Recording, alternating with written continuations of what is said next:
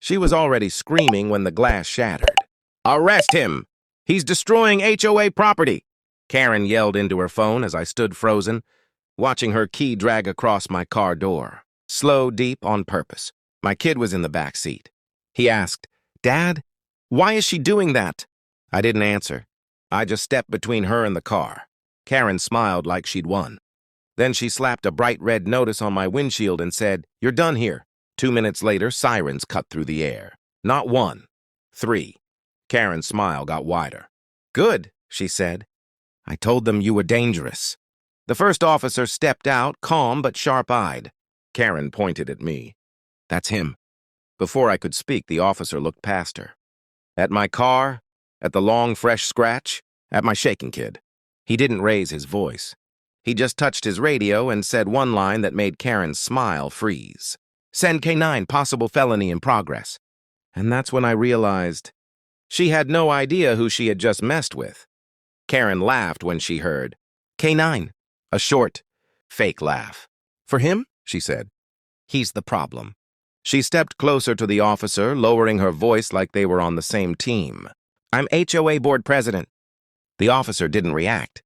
He walked around my car instead, slow, eyes locked on the damage. The scratch wasn't small. It ran door to door, clean, angry, on purpose. Karen crossed her arms. That car was violating HOA rules. I was documenting it. I finally spoke. "With a key?" She snapped her head at me. "You don't talk." Then the K9 unit arrived.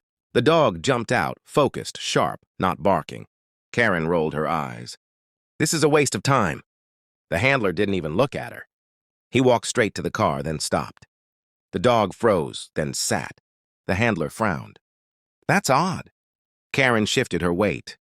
The officer asked her, calm but firm, "Ma'am, why is your fingerprint oil on the damaged area?" She opened her mouth to answer, and that's when the body cam beeped.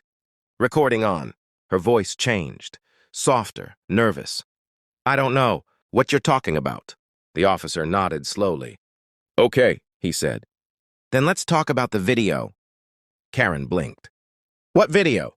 The officer pulled out his phone but didn't unlock it yet. "He just held it there like bait." "The one from the light pole across the street," he said. Karen laughed again, louder this time. "That camera hasn't worked in years." "HOA checked." I shook my head. "HOA didn't. The city did." Her smile froze. The handler clipped the leash tighter as the dog started sniffing near Karen's purse. She took a step back. "Why is that dog near me?" The handler answered without looking up. "Because he hit on fresh metal, then oil, then you." Karen snapped, "This is harassment." The officer finally unlocked his phone. The video played, grainy, quiet, clear enough. A woman, same jacket, same walk, same hand dragging a key down my car. Karen reached for the phone. "That's not me." The officer pulled it back. "Ma'am, this camera timestamps and zooms." He tapped once. Her face filled the screen. The crowd that had slowly gathered went silent. Karen's voice cracked. "This is private HOA business." The officer looked at her steady. "Vandalism isn't." She swallowed hard. Then she tried one last move. "You can't arrest me. My husband," the officer cut her off, "isn't here." He nodded to the handler. The dog sat again. Perfect, trained, final. And that's when Karen realized this wasn't an HOA meeting anymore. This was real. Karen started shaking her head fast. Like if she moved enough, the moment would pass. "This is wrong." "You're all against me?" she said, backing toward her SUV. The officer stepped in her path, calm. "Ma'am, stay right there." She snapped, "I have rights." I finally spoke. Quiet. "So did my kid. When you scratched his name into that door." That hit her harder than the badge. She looked at me like she was seeing me for the first time. Not a neighbor. Not someone she could scare. The handler asked the officer, "Want the dog to run the vehicle?" Karen jumped in. "No! You can't touch my car." The officer raised an eyebrow. "You sure?" She hesitated. 1 second too long. That was enough. The dog circled the SUV once, then stopped at the driver door and sat. The officer exhaled slow. "Ma'am, step away from the vehicle." Karen's voice dropped to a whisper. "This is HOA property. I smiled just a little. No, it's not. She turned sharp. What did you say? I didn't answer. The officer did. Plates say county employee vehicle parked on a public street. HOA has no control here. Her face went pale. She tried to call someone, anyone, but her hands were shaking too much. The handler opened the SUV door. Inside were more keys, a stack of printed HOA warnings, and a small notebook. The officer flipped it open and read one line out loud. Target list. He looked up at her. You want to explain that? Karen opened her mouth. And nothing came out. Karen laughed, sharp and fake. That's not what you think, she said, but she couldn't look at anyone now. The officer held the notebook higher so everyone could see names, addresses, notes like blue truck, kids inside, easy scare. My stomach dropped when I saw my house circled in red. I felt my hand shake, but I kept it in my pocket. The handler looked at me and said low, Is your family home right now? I nodded once. He didn't smile anymore. Karen suddenly shouted, They're illegal notices, that's all! HOA enforcement! The officer cut her off. HOA doesn't track kids, ma'am. She stepped back, then pointed at me like always. He provoked me. He parks wrong. He doesn't belong here. I finally stepped closer. I belong enough to pay taxes, and enough to record everything. I tapped my phone. Her eyes locked on it. She whispered, You deleted that. I shook my head. Cloud saves don't forget. The officer asked, What footage? I hit play. On the screen, Karen was clear as day, dragging a key across my car, stopping only to look around, then smiling. Someone behind us said, Oh my God.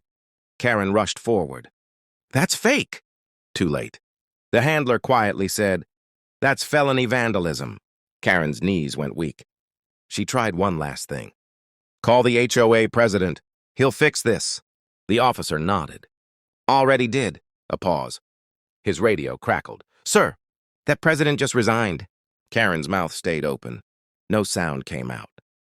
Karen backed away, slow at first, then fast. This is a setup, she said, voice breaking. You're all against me. No one answered her. Phones were up. Neighbors who never spoke to me before were suddenly standing close, like they wanted to hear every word. The officer asked her to put her hands behind her back. She laughed again, louder this time. You can't arrest me. I run this place. That's when the canine handler spoke, calm but cold. Ma'am, my dog didn't alert on the car for fun. Karen froze. What does that mean? He nodded toward her purse sitting on the curb. Mind if we check it? She reached for it fast. Bad move. The dog barked once and sat. The officer opened the purse slowly. Inside was a small metal tool, thin and sharp. The same kind used to break car locks. A neighbor whispered, That's what happened to my truck. Another voice said, Mine too. Karen shook her head. I found that. Anyone could have put it there. I spoke again, steady. You mean like you found my car damaged? Right after you threatened me? Silence hit hard. The officer looked at her. We also ran the plate from the car you used last week. Karen's eyes went wide. What car? He replied, the rental. The one caught on camera at 3 other homes. Her face went pale. She dropped to the curb. Someone behind me said quietly, She's been doing this for years. The officer clicked the cuffs. As they stood her up, she turned and stared at me, full hate. You think you won? I met her eyes. No, I think you're finally done. The K9 barked again, sharp and loud, like it agreed. Karen didn't look back as they put her in the cruiser. The door shut with a clean click, and it felt like the whole street breathed out at once. An older officer walked over to me and handed back my phone. Your footage saved a lot of people today, he said. Then he lowered his voice. We found reports tied to her going back years. HOA fines, fake notices, threats, all illegal.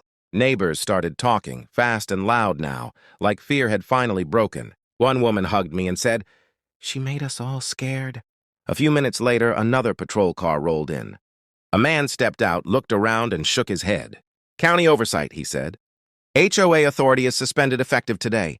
That line hit harder than the cuffs. Someone clapped. Then more joined in. I walked back to my car, still scratched, still damaged, but it didn't matter anymore. The officer stopped me once more and said, You're clear. Charges filed. Restitution coming, I nodded. As they drove away, my kid ran up and asked, "Is she gone?" I knelt and said, "Yeah, she can't hurt anyone now." That night, I parked right where she always said I couldn't. No note, no threat, just quiet. And for the first time since we moved in, the street finally felt like home. One neighbor said it best as the lights faded. Turns out power only works when people are scared. And tonight, nobody is.